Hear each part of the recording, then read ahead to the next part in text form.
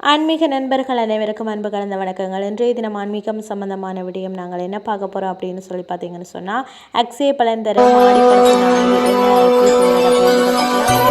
ஆடி மாதத்தில் வரக்கூடிய கடைசி நாளுக்கு போகணும். சூரிய பகவானுக்கு வந்து சப்தமி திதி இருக்கிறது. இதோட வந்து சேர்ந்து நரசிம்மர் உதயமான சுவாதி நட்சத்திரமும் சேர்ந்து வருகிறது. இப்படி பலமடங்கு பலன்களை தரக்கூடியதாக இன்றைய தினம் அமைகிறது. இந்த நாளில் வந்து நம்ம அம்மனை வழிபட வேண்டும். அதோட வந்து குலதெய்வத்தையும் வழிபடுகிறோம்.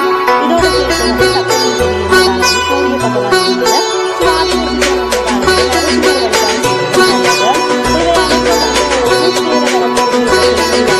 எந்த வழிபாட்டை செய்கின்றோமோ அந்த வழிபாட்டின் பலன் நமக்கு பல மடங்கு கிடைக்கும் என்று சொல்லலாம். 27 நட்சத்திரங்களில் சில நட்சத்திரங்கள் மட்டும்தான் நாம் மகா நட்சத்திரம் அப்படின்னு சொல்லுவோம். அந்த வரிசையில் சுவாதி நட்சத்திரமும் இருக்கிறது. அதனால் வந்து இன்றைய தினம் வந்து நாம் செய்யக்கூடிய செயலால் வந்து நமக்கு அதிக அளவில் வந்து புண்ணியம் கிடைக்கும் அப்படின்னு சொல்லி கூறப்படுகிறது. மேலும் ஞாயிற்றுக்கிழமையுடன் வரக்கூடிய சப்தமி திதி என்பதால் வந்து நாம் வந்து பாடு சப்தமி என்று கூறுவோம் இல்லையா. இன்றைய தினத்தில் நாம் சூரிய பகவானை வழிபாடு செய்வது என்பது மிகவும் சிறப்பு. மேலும் சூரிய பகவானை வந்து பார்த்தவாறு ஓம் நமோ பகவதே சூரிய நாராயண நமக்கே என்று 12 முறை வந்து கூற வேண்டும். 12 முறை வந்து சூரிய பகவானை வந்து நீங்கள் வணங்கணும்.